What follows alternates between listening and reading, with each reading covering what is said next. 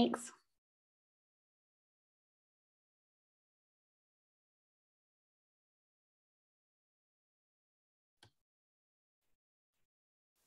Hi, everyone. Welcome to the Building a Community of Practice for Managers and Managers-to-Be session. My name is Candice Benjes-Small. I'm Head of Research at William & Mary Libraries in Williamsburg, Virginia. Hi, everyone. My name is Katelyn Burton. I am the Reference and Instruction Librarian and Acting Coordinator of the Academic Link at Virginia Western Community College in Roanoke, Virginia. Hi, everybody. My name is Alyssa Archer. I'm at Radford University in Southwest Virginia, and I'm the Coordinator of Faculty Instruction, Faculty Outreach and an Instruction Librarian.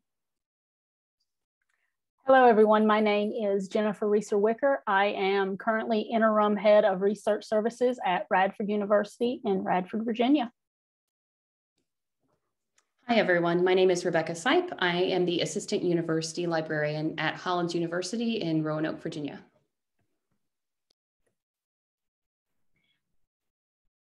We have a land acknowledgement. We would like to begin the session with an acknowledgement that we are on Indigenous land. As presenters, we would like to recognize the Tutelo-Monacan people, the Kiskiak, as well as other Indigenous people who historically and currently live in present-day Virginia. We encourage you to use https://native-land.ca to learn more about the origin of the land on which you reside and to share your land acknowledgement in the chat.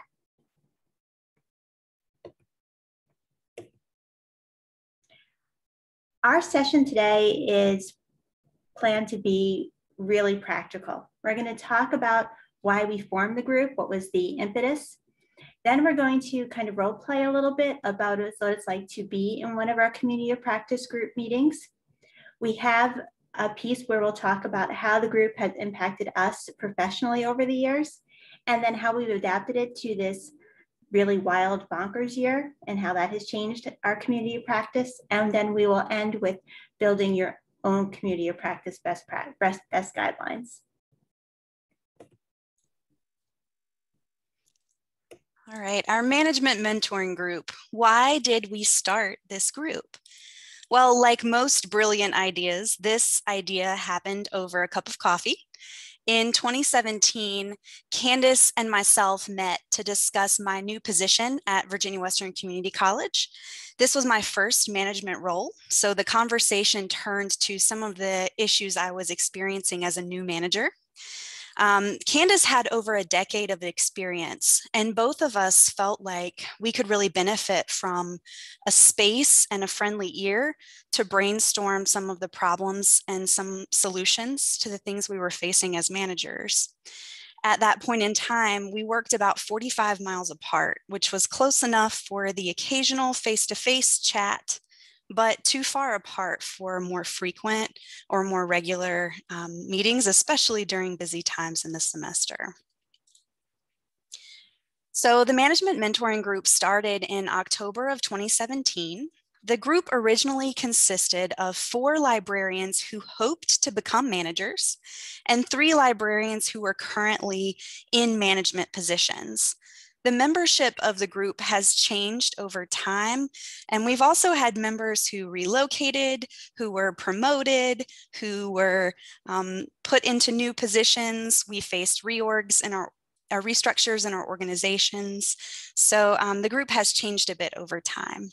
One thing has remained constant ever since October 2017. So we were ahead of the curve. We have met once a month on Zoom to hear a guest speaker and to discuss a chosen case study together as a group.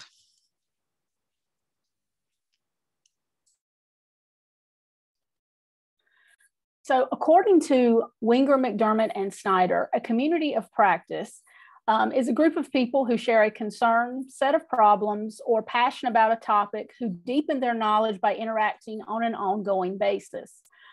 So communities of practice, they help us solve problems with assistance from members of our profession who have had similar experiences or are going through similar situations by offering us new perspectives on our issues and the support to solve the problems we are faced with. They allow us to explore and learn together.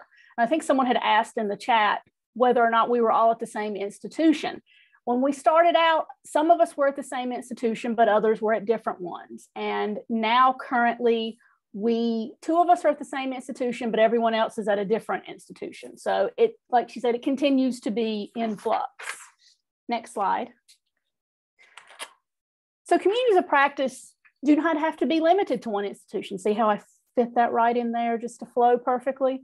They can spread out to include individuals from many different types of institutions.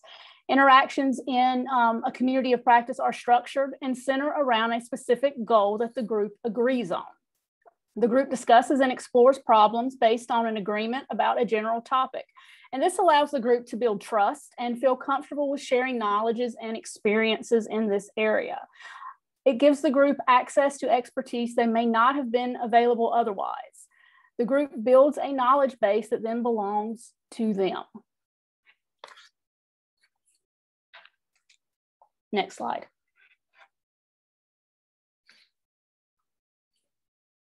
Another way to think about what Jennifer discussed, those criteria components of a community of practice, is with a trustee Venn diagram, right? The librarian's friend. On this slide, you'll see the 3 components necessary for productive COPs: domain, community, and practice. The group hadn't specifically discussed these components when developing this group, but then we ran across this and it resounded with us. This was our experience.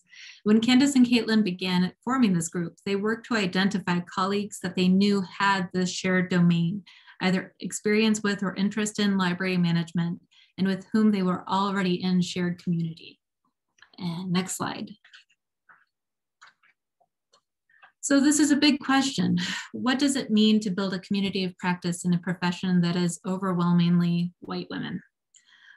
We are a group of white people, currently all women, in a field of mostly white women, who gained a level of confidence and trust in each other while working in library instruction between several academic libraries in Southwestern Virginia. So we recognize that this is a shortcoming of the group in both the limitations of perspective that are shared within the group and as a support mechanism for librarians who are interested in management roles. There are extensive resources online for creating communities of practice focused on anti-racism or equity work, but there is very little literature that we could find out there about equity and inclusion of COPs on other issues. So we began interrogating this question prior to the pandemic, and we will continue to do so and encourage you to reflect on this while Rebecca discusses the structure of our meetings. All right, so with every meeting, we invite a guest speaker to join us. And because we have visitors at every meeting, it's really important to have a set structure, an agenda so that everyone knows what's going to happen. So we always know in advance who the guest speaker is going to be. And prior to them joining us, they answer a few management related questions and share a management biography that we all receive ahead of time. So that way we're all on the same page and we know a little bit more about the person who's joining us. All of this, getting all of this together requires some careful coordination. So Candice did this as our facilitator. And if you're thinking about creating your own group, it's important to recognize that this is important work to get the group together and to get the agenda together. So for our meetings, all of them followed a similar format. So they're 1 hour long, and during the first half, the first 30 minutes or so, the guest speaker presents some type of management scenario. So they present the scenario, and then before they talk about how the situation was resolved or steps that they took, we pause for everyone to discuss the scenario, for us to ask questions and brainstorm ideas on how we could address the scenario. And then after we get through that part of the discussion, the guest speaker does share how things were resolved. And then for the second half, we discuss either a case study or a reading related to a pre-chosen topic. So speaking of case studies, next we're going to give you, we're going to model what one of our meetings would look like. So next slide, please. Before we move on, Rebecca, there was a question in the Q&A about how we decided how to choose the guest speakers.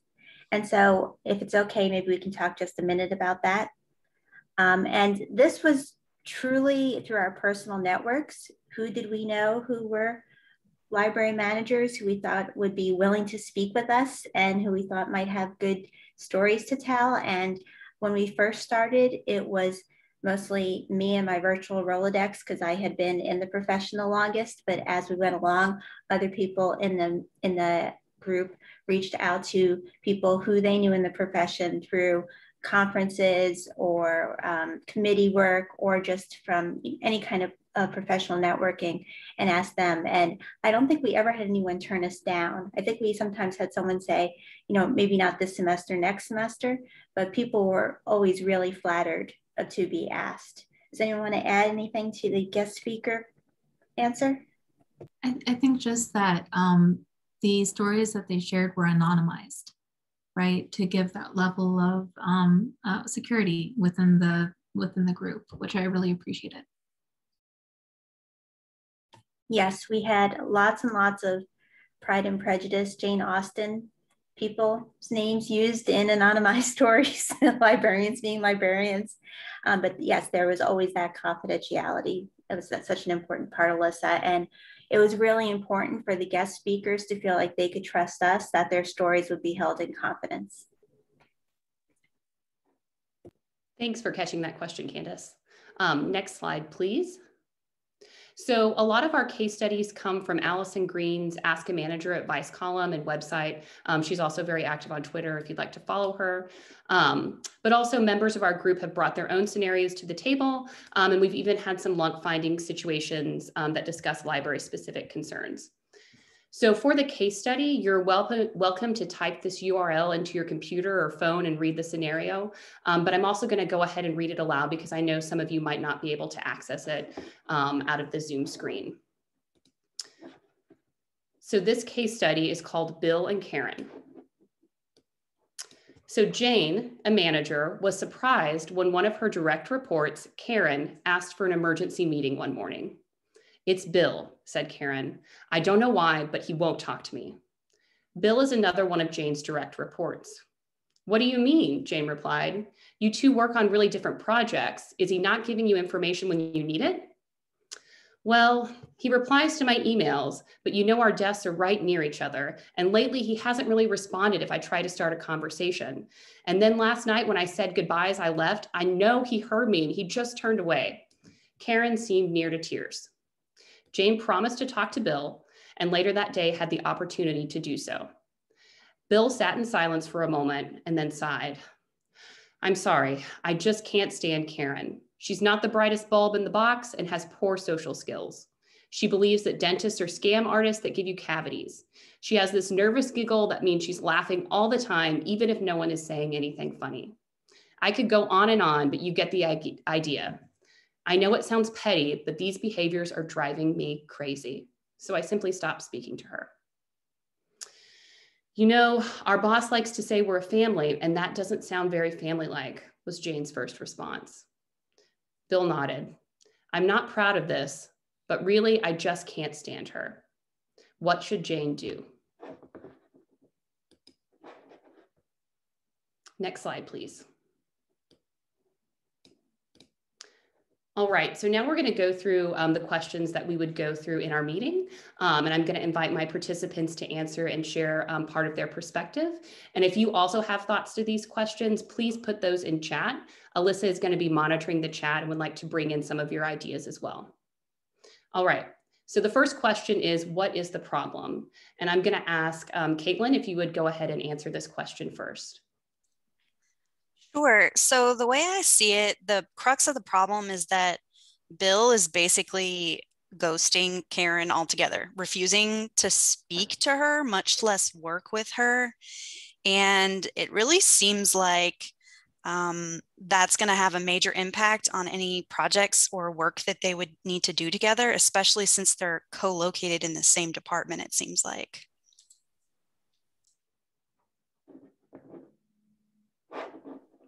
Does anyone else want to jump in? I think that's a huge problem, and that Bill and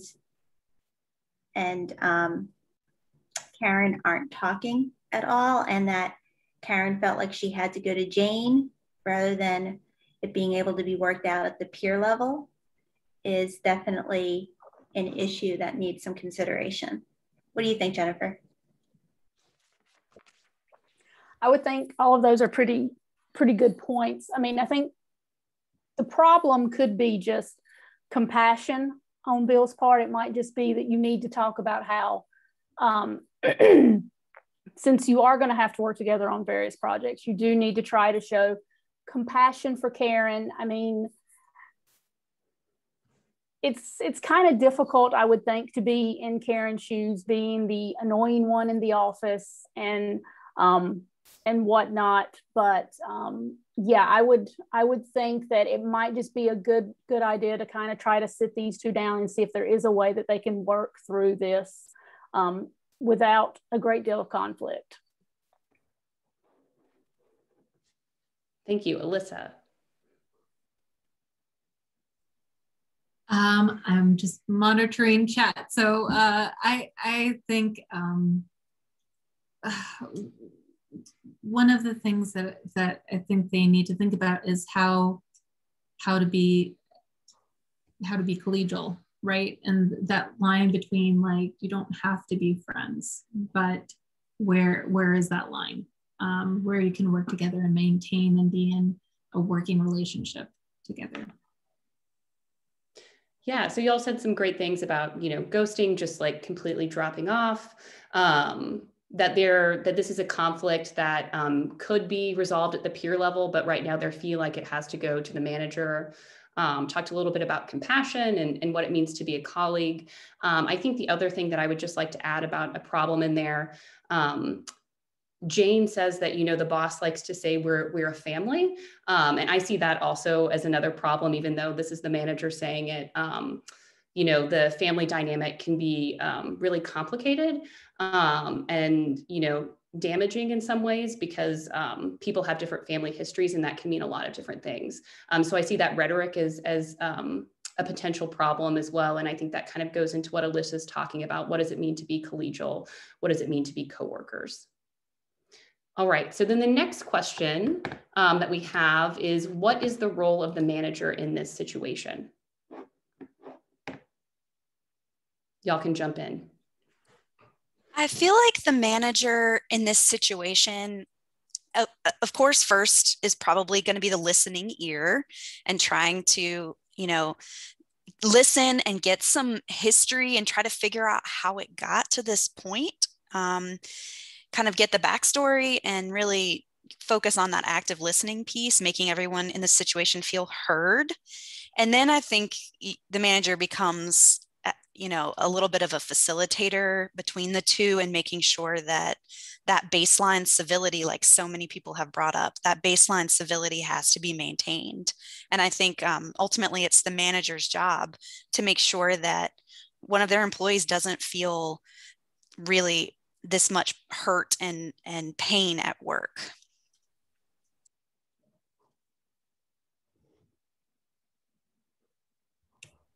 I think one of the biggest things I've learned about management is that you have to think about coming at it from both an empathy and strategy angle. And often when someone comes in and they seem very upset about something, I will try and stop them very quickly and be like, okay, do you want empathy or do you want strategy?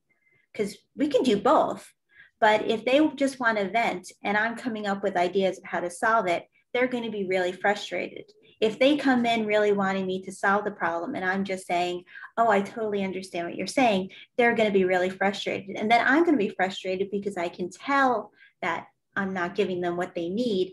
But unless we explicitly state our expectations and make sure they're matching, I think that can cause all kinds of problems. And so I think one of the roles of the manager in this situation is to figure out where is the empathy needed, where is the strategy needed, and also how much should the manager be involved in this? Because when there is a conflict of peers, the last thing I want to do is be like, well, Karen, Bill thinks you're the most annoying person alive, and that's why he won't talk to you anymore. And that's, you don't want to be bringing tales and back and forth or trying to sidestep and say nicely that that Bill thinks you're annoying, because as we have brought up in when we've done this case study before, we've all been Karen, we've all been Bill. And so maybe as the manager, we also have to try and remember being in both those shoes too.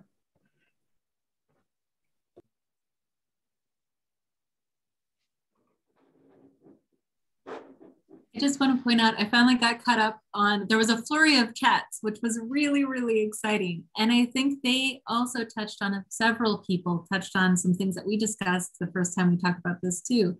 One is we always tend to look at, well, what's the history? What's the previous things? What is the backstory that we need to know to kind of frame the situation?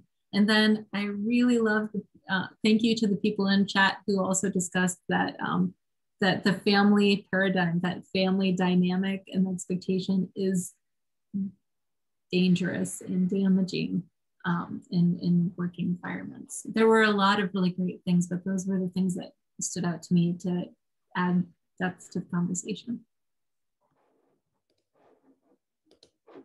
Yeah, so we've got active listening and facilitation, like what is the role of the manager, the empathy versus strategy, which I saw a couple of people pop up in chat saying that they liked that. And I think also kind of what Candice was saying too is not getting caught up in a game of telephone, right? Where you're going back and forth between the two and confusing things. And yes, of course, the history is super important. What is the dynamic of Karen and Bill going back? How long have they been working together? All of that. Jennifer, do you want to add anything to this question before we go to the next one?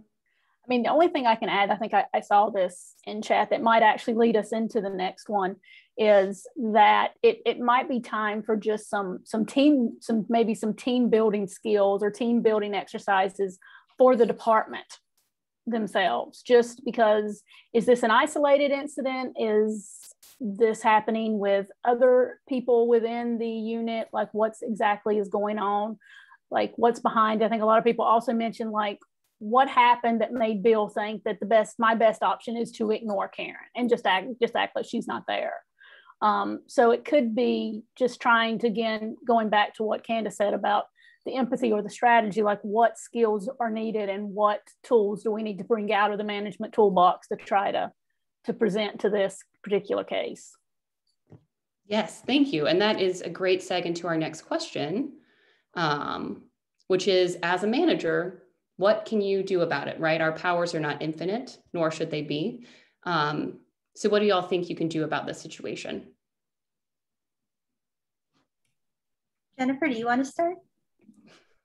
I can, yes. So like one thing, it might be a good idea to try to maybe sit down with Bill and see what exactly happened. Like, get more information about the situation. Like, why you've said what behaviors you think are annoying that Karen portrays. Why are they annoying you so much? Like, what has happened? Like, kind of what's the background to try to get at the root of the problem. And maybe it's just that Bill maybe she said something one time and it offended him and he just was done with her after that. Like, it could be something as simple as that, or it could be a deeper problem. And then just again saying, maybe it might be a good idea just to have the department or the unit go through some team building exercises, maybe some trust exercises to try to see if there's a way that they can build communication and to work on communication in the department. That'll show Bill. That's right.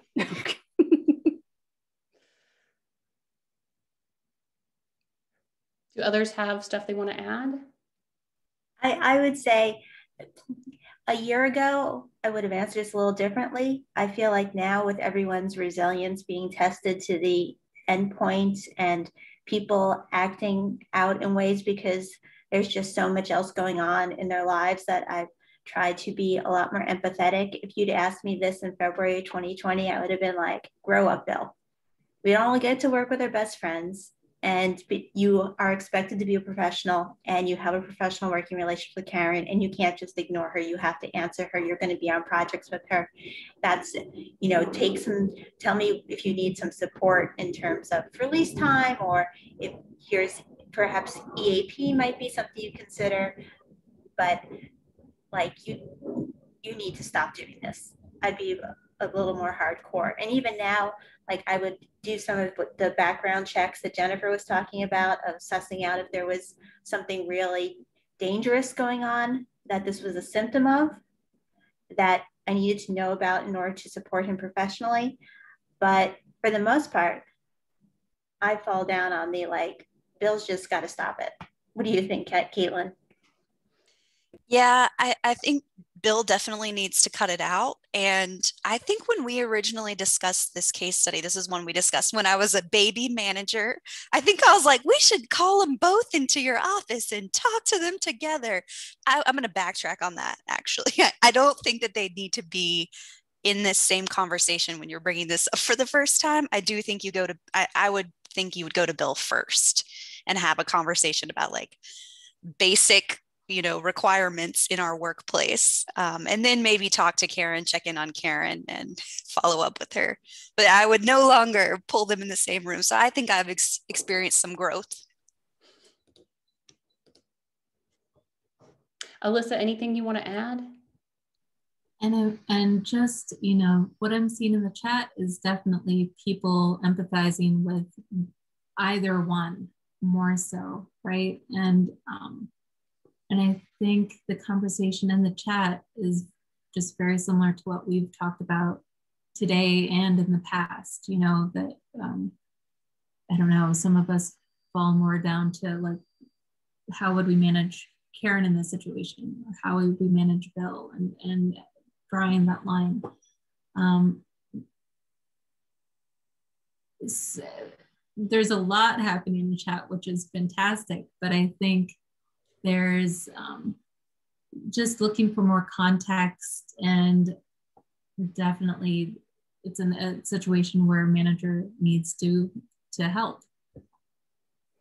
Yes, and I think one thing that I've really learned from this scenario and just our group in general is the fact finding that you really need to do in order to be a good manager, to really figure out if there's a history, if something is going on with Bill, if something is going on with Karen, right, to have a more complete picture. The other thing that I saw pop up in chat is that maybe they can move offices or desks. If Karen and Bill are right next to each other and this is a conflict, sometimes space can, make the heart grow fonder, so to speak. Maybe some physical space would be helpful to them, so that way they're not always next to each other. So these are the questions that we normally go to. As you can see, they normally lead to a lot of other discussions as well, but I hope this gives you an idea of what one of our sessions is like. And we did have a question about whether we ever flip from Shanti Friendlick. I hope I'm pronouncing your last name right. When you all do case studies, do you ever flip genders of the characters or discuss how the race ethnicities of the group and the characters affect the potential solutions? Does anyone want to address that question? I will say from my perspective, yes, we do pretty regularly discuss gender and race in our workplaces around these case studies that we discuss. I don't know that we've ever deliberately flipped genders of the characters, or discuss the race of the specific characters in our case studies. That's a really amazing idea, actually, and I now want to do that. But we do have discussions a lot about how those issues show up in our workplaces, and especially given we manage very diverse groups of people, both in the types of positions that they work in and with some of those other characteristics.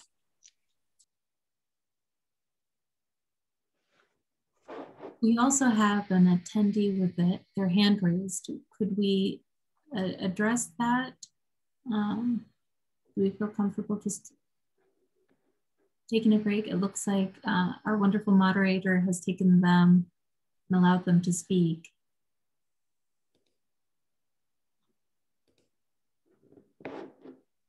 But they're muted, so maybe that might just be just an accident. Sorry, I'm gonna mute myself. All right, we'll move on to reflections from our members. So when we were putting this presentation together, we did surveys of everyone who had been part of our community of practice, either as a participating member or as a guest speaker. And so we wanted to share some reflections on how this worked out.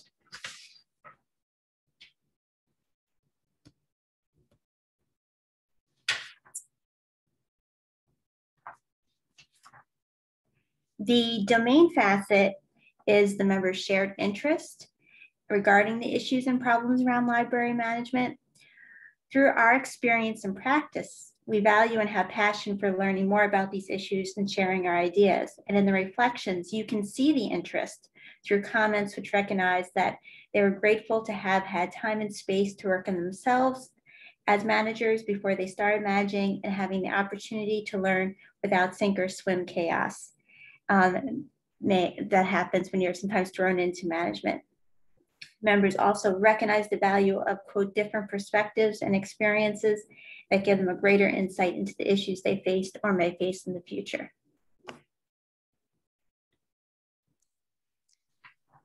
Right, so the practice component is about creating a set of shared stories.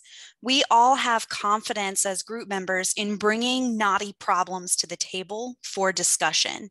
So in these quotes, you can see that members have appreciated the opportunity to grow by proposing some of their own real life management dilemmas to the group for help figuring them out. There's a safe space here to help us feel comfortable sharing our struggles and our best practices. And that makes us all more confident and better informed. This also allows members to do some much needed venting in ways that we might not otherwise be able to do, especially given that some of our organizations are very small or leanly staffed, so we can't really vent upward within our individual organizations. Next slide, please. All right, so the community aspect emphasizes the importance of nurturing the relationships within the group. Members appreciate that the group has reduced the sense of isolation that we feel that's inherent in management. When you have to keep a certain amount of distance between yourself and the people that you supervise. Again, we have to trust this space that we've created as a safe space. We also have really appreciated meeting our guest speakers, which further build on the sense of community within the profession. For mid and early career group members, it makes conferences a lot more fun because we know more attendees and we've built this great professional network, and that has been a huge benefit. As you can see from these reflections, the COP is well functioning as a community for the members. And now we're going to shift to speaking about the guest speakers. So we've been very lucky to have some amazing managers share their experiences with us over the time that we've had this group together. So what exactly did our guest speakers say about their experience? They agreed that this type of group was needed and that it helped us learn together how best to handle the issues that come with becoming a manager for the first time. Many of them commented on how they wished a group like this had existed when they started their management career, that it would have been very beneficial to them.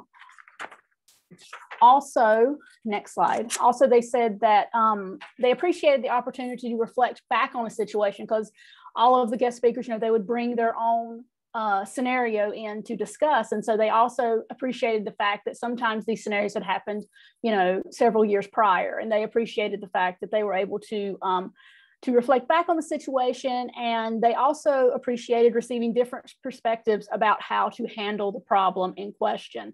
And it was like one had actually said, it was always a good reminder that there rarely is one right answer or one right way to handle an issue. Slide. Oh, there we go. So yeah, just again, some of the things about the guest speakers appreciating the opportunity to revisit their own knotty problems. They touched on that, just having that space and time to reflect on their past decisions, especially because day to day, it was so fast, moves so fast, it's hard to slow down and take that time to think and process. So they also appreciated, interestingly, the time to clarify their management philosophies and practices through crafting their pre-meeting written introduction. Next slide. There we go. And this is a really good vote up for the COP. A lot of them talked about, again, that desire for a similar group, either for their current selves or their past selves in their earlier career when they first became managers. But they definitely saw the value of the group even in their present situation as just a space to be able to talk to people with a little bit of distance from the problems that they were encountering, to debate and discuss and think through these things. All right, so once the pandemic changed all of our lives, it also changed the formats of our meetings. So I believe that the last guest speaker we had was in April 2020.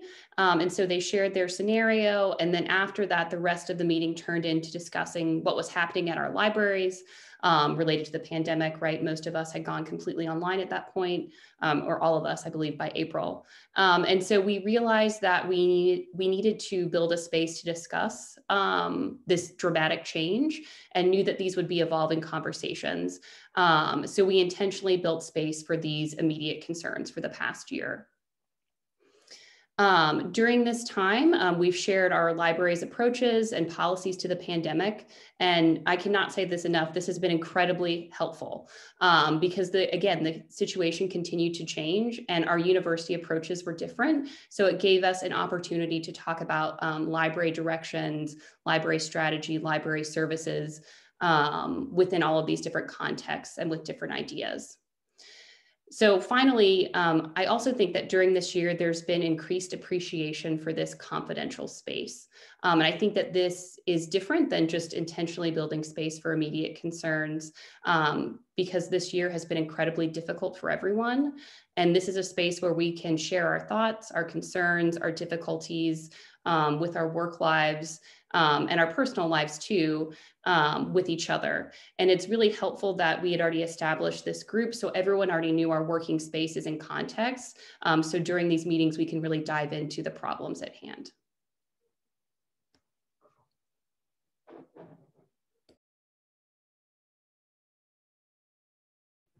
So if you are interested in building your own community of practice, we wanted to share some principles that exist in the literature for increasing your chances of having a successful community of practice. Wenger, McDermott, and Snyder's work is based on the idea of what makes for a successful community in terms of like a hometown and how that relates to a successful community of practice. So sometimes there are parallels there to what works in a face-to-face community. The first principle is that when you design your community, you have to think about allowing it to grow organically, and therefore it should be designed for natural evolution. A community of practice is built on pre-existing personal networks, and then the new members will bring in new interests. And so the design should allow for that kind of growth. Number two is opening a dialogue between inside and outside perspectives.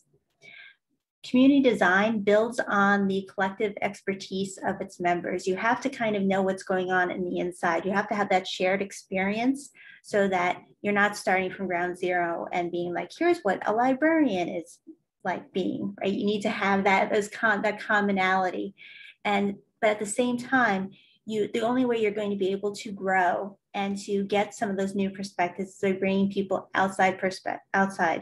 And so when we started, I was at Radford with Jennifer and Alyssa. Katelyn had been at Radford with us, and then Rebecca was at Hollins. We were all in Southwest Virginia. And so one thing we really wanted to do was break out of the schools that we were part of and out of the geography area of Southwest Virginia.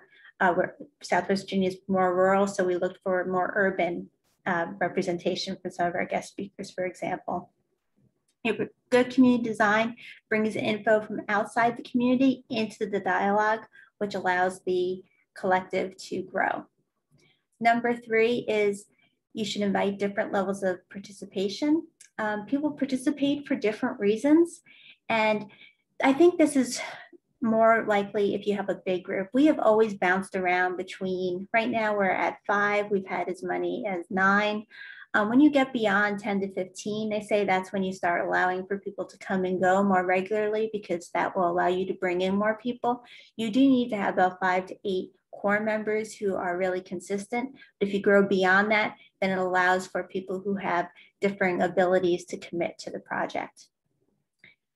As the community grows, its value will change. And so it's really important to check in as a group regularly and talk about what is the value that we're getting at now? What are the wins?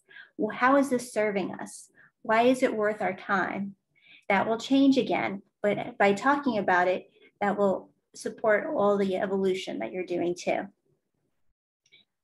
They talk about you need to have a good balance between familiarity and excitement. Routines keep the community at the forefront and moving forward, but by having vibrant events, it ups the excitement and keeps people invested. You don't want to just you don't want to turn it into a committee where you're just going. I think there's an agenda. There has to be some adventure along with the relationship building. And then the last part is that you need to create a rhythm for the community in terms of meeting regularly, and what that looks like really depends on your community, and it can change over time, but the meeting regularly is super important for a community to succeed. So that is our presentation, and we now open the floor to questions, and I see we have some in the Q&A. So should I just read one of the questions in the Q&A? Okay. Has a fellow community of practice member challenged your thinking on certain situations? I guess it seems like you all agreed on Karen Bill. I'm curious if this has been a safe space to grow and fail.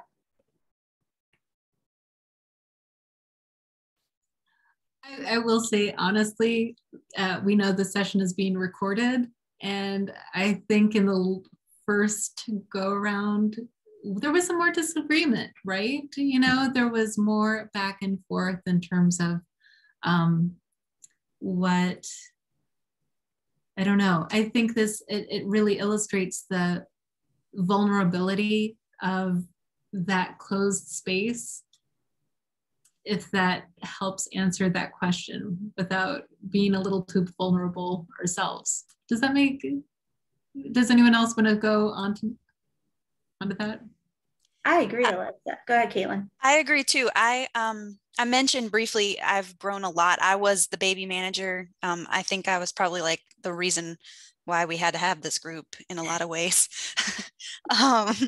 It's definitely folks have challenged, and you can really tell when folks have more experience, and it's really a wonderful way for everyone to share their experience and their growth. And it's a very safe space to ask questions and to really push back if you're not understanding why a decision was made the way it was made. And I can just add that we're all, we're colleagues professionally, we've worked together, but we're also friends. And so I think a lot of us we feel very comfortable with one another. And so that has allowed us to have a differing opinion. And also I agree with Katelyn. I felt like I have grown an insane amount since this group also started. So yeah. And also I'd say those there's another question. I'm sorry, Rebecca. Go ahead. And then there was another question that ties in really nicely with this. Well, I just wanted to say that a lot of times the kind of ideas that we come up with are not necessarily what the manager in that role came up with. So I don't know if that's disagreement, but I think that we do come up with various ways to address situations that are perhaps more aligned with our strengths and the work that we're doing too. There was another question that asked whether the guest speakers partook in the case study discussion for the meeting in which they presented. And I think that was based on their time, right? We respected if they just had to go after talking about their scenario that they presented. But I think some of the most memorable case study discussions we've had is when a guest speaker has stayed around and shared a very different perspective from the ones that we have had, which have been really valuable discussions. I hope that answers that question.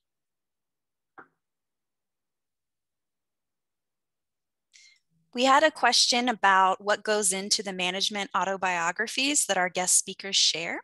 And so I did pull that up. We do ask each guest speaker 4 specific questions. We ask them to tell us what their current position is like and what they're doing in terms of management. We ask them for their management history, sort of what management had they done before their current position, if any. We ask them what they like most about managing. And then we ask them what they find most challenging. And these are questions we send in advance, and our guest speakers answer them in advance. They type their answers and they send them to us so that we're all on the same page when we meet.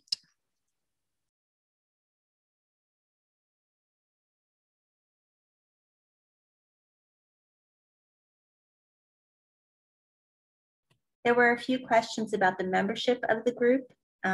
Is everyone a librarian by title and full faculty status? And then someone had asked, how are the group members determined? And it started with Katelyn and me, and then us knowing from the instruction librarians in the area, other people who were interested in management or were currently managers, and or who plan to move into management roles. And that's how we reached out from within an informal network that we had. And currently, I'm professional faculty at William & Mary. I'm not sure of other people's status right now. So I was one of the people who was not a manager when this started, and so I moved into management. I have a librarian title, and I was originally staff, is what librarians were classified as, and that's changed at my university. So now I'm consulting faculty. And I wasn't a manager when I started in this group either, and I'm currently interim head of research services at RU, but I'm also a professional faculty. I'm an associate professor. Yes, and so I was the baby manager when we started. This is Katelyn. I managed a single other professional librarian at the time. I now have 36 direct reports, including lots of part-time employees, a few full-time employees, students. It's a mixed bag, but I am also professional faculty at my college, and I'm at a community college, so it's structured a bit different. I am also starting a community of practice at William & Mary Libraries, and there are staff members who plan to participate in that community of practice. That's separate from this one.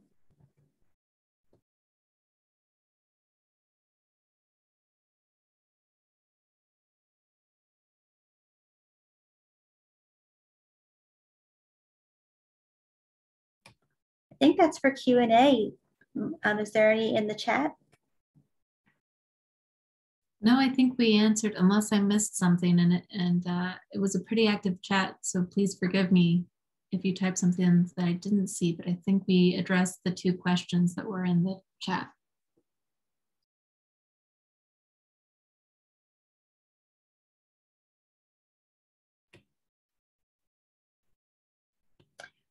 Well, if you think of questions later, all of our email addresses are on the final slide, and any of us would be happy to talk to y'all about what our experience was like and any advice we can give, because we have really benefited from it and hope that you find a way to have similar support in your management quests.